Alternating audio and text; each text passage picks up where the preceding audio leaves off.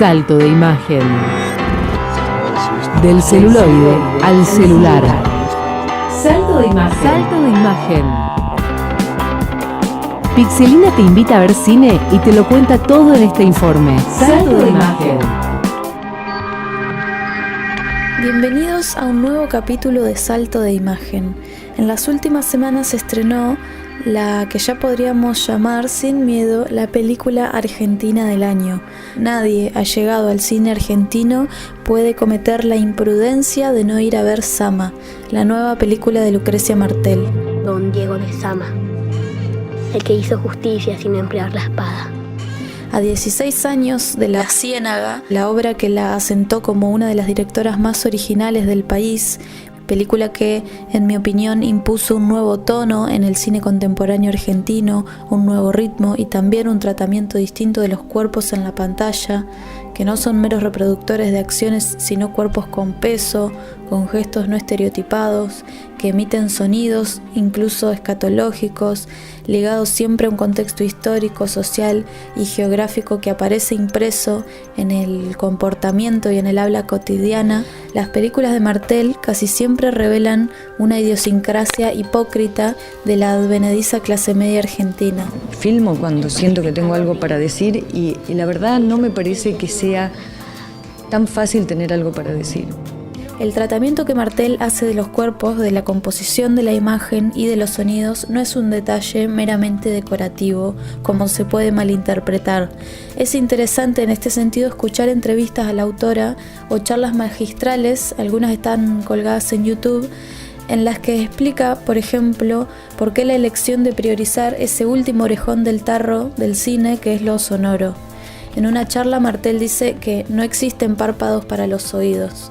En una sala de cine que funciona como una cápsula, uno puede evadir una imagen si ésta lo impresiona cerrando los ojos, pero lo sonoro es no solo de lo que no podemos escapar en esta experiencia cinematográfica, sino que el sonido de alguna manera vibra en el ambiente y se proyecta más allá de la imagen, aumenta nuestra experiencia perceptiva.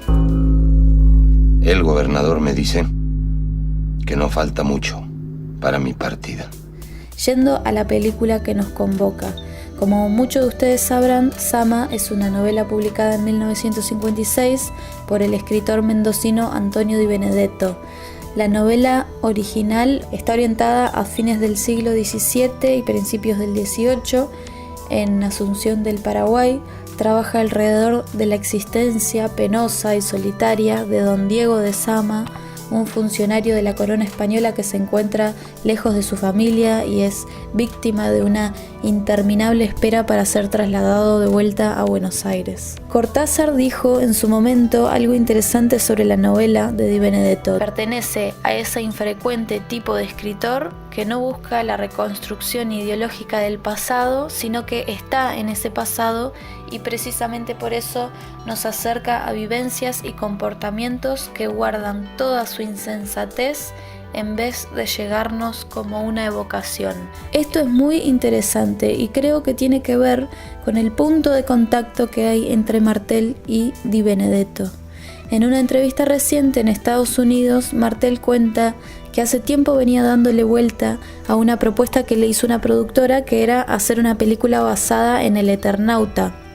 Luego ese proyecto se cayó y apareció esta otra propuesta de trabajar con Sama.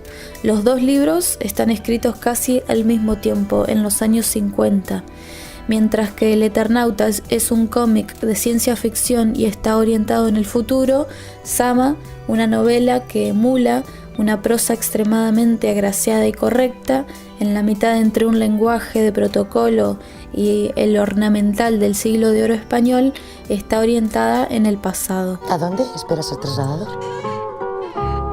A la ciudad de Lerma.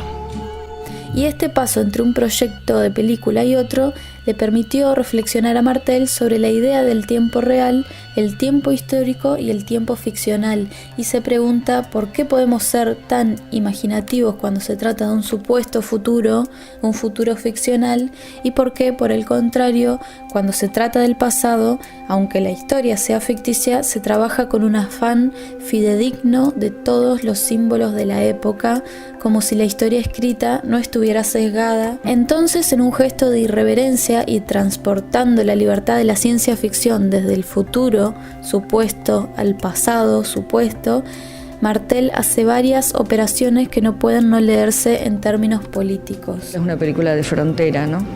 Ser alguien, creer que somos alguien, es una trampa que nos puede condenar la vida. La primera operación es respecto al libro. El personaje, Diego de Sama, sumido en una espera interminable, aparece en el libro como un personaje mucho más noble que en la película. Hay una intención por parte de la directora de patetizar a este y a los demás personajes, las prácticas y costumbres absurdas de la burocracia, de personas trabajando para la corona en el Río de la Plata. Imagínense el verano en el Paraguay, los cuerpos transpirados, manteniendo una fingida elegancia de trajes a la moda europea, absurdos, las pelucas blancas de época todas mal puestas, etc. La segunda operación es respecto al contexto histórico. Martel decide eliminar deliberadamente todo rastro de la iconografía del catolicismo para tratar de pensar, en palabras de Lucrecia Martel, un pasado civil, un continente en conflictos civiles, no en conflictos religiosos. Porque, acá la voy a citar a ella, nuestro pasado está tan filtrado por la presencia de la Iglesia que enmascara otros conflictos que también son conflictos existenciales. En este sentido, la directora observa que la novela contradice el valor católico de la esperanza, la idea de que el sentido de la vida va a estar al final, de que hay que soportar cualquier dolor que le va a dar sentido al sufrimiento o a la pobreza. No hay noticias para mí. No, todavía. La espera de Sama es una espera cada vez más desprendida de la esperanza, y es por eso que tanto en la novela como en la película, logrado con diferentes recursos, el lector o el espectador sufre esa espera con el protagonista. El tiempo de la narración es por momentos exacerbante. Leí por ahí que Martel se asombraba de que había gente que leía la novela y le parecía que no pasaba nada. En la película pasa exactamente lo mismo.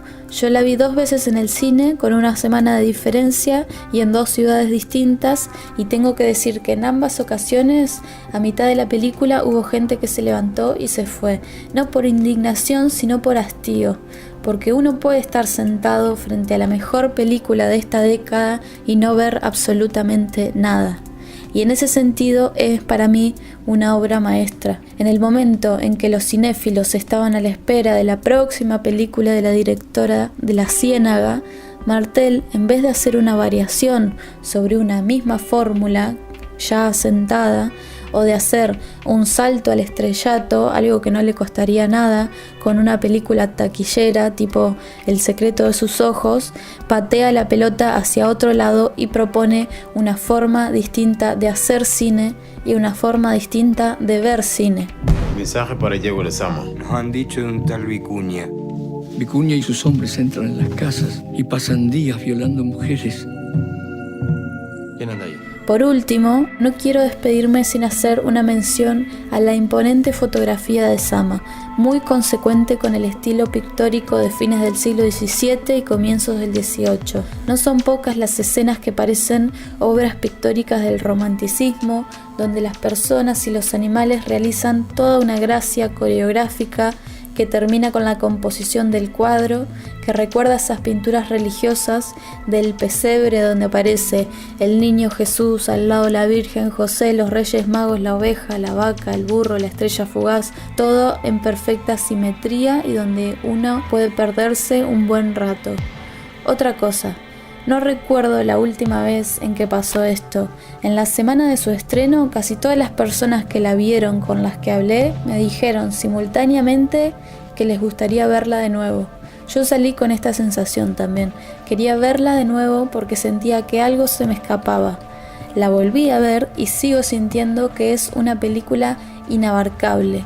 Y esto probablemente tenga que ver con nuestra educación como espectadores, que estamos acostumbrados a una narrativa con principio, final, introducción, conflicto, desenlace, y que cuando una película no responde a estos patrones, en vez de exigirnos a nosotros mismos, perdemos la paciencia como Sama y abandonamos.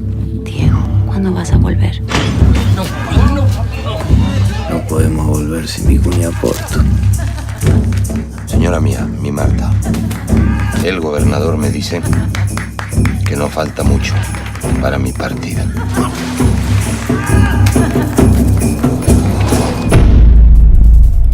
Espero que lo hayan disfrutado. Nos vemos en el próximo capítulo de Salto de Imagen. ¡Chao!